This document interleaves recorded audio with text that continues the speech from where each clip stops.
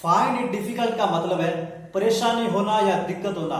जब हमें परेशानी या दिक्कत की बात करते हैं कि मुझे इस प्रकार की परेशानी होती है या मुझे दिक्कत होती है इस काम को करने में, ये बातें हम अंग्रेजी में करते हैं तो अंग्रेजी में इसको बोलते हैं फाइंड इट डिफिकल्ट।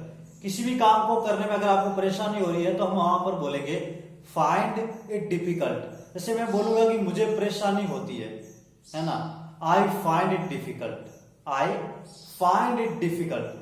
अब जैसे मुझे न होकर तुम्हें परेशानी होती है, then you find it difficult, you find it difficult. अब तुम्हें नहीं होती है, उसको होती है अगर कैरेक्टर फीमेल है, she find it difficult. He को होती है then he find it difficult. अब कोई मेल कैरेक्टर का नाम है, ऐसे राकेश को होती है, then Rakesh finds it difficult.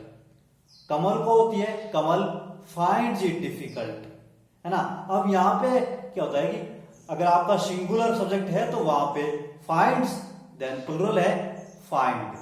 Okay, अब से मुझे परेशानी होती है, आई फाइंड इट डिफिकल्ट। अब उससे होती है, अब कैरेक्टर मेल है, ही फाइंड्स, क्योंकि ये सिंगुलर है, he finds it difficult. Okay, जैसे मुझे परेशानी होती है अंग्रेजी पढ़ाने में, देन क्या बोलेंगे, I find it difficult to teach, I find it difficult to teach.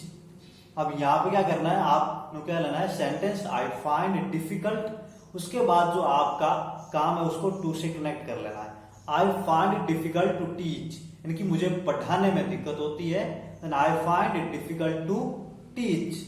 अब ये कहना है कि मुझे अंग्रेजी पढ़ाने में दिक्कत होती है, देन अब उनको अदर वर्ड ऐड कर देना है object, I find it difficult to teach English, I find it difficult to teach English, मुझे पढ़ाने में दिक्कत होती है। अब मुझे पढ़ाने में नहीं होती है, देन हम क्या बोलना, I do not find it difficult to teach English, मुझे पढ़ाने में दिक्कत नहीं होती है। अब नहीं होती है तो आपको क्या करना है, वहां पे नॉट का ऐड करना है, और नॉट का वहां पे डू और नॉट, आई डू नॉट। अब इसको आई डू नॉट को आई डोंट भी बोल सकते, I don't, I don't find it difficult to teach English,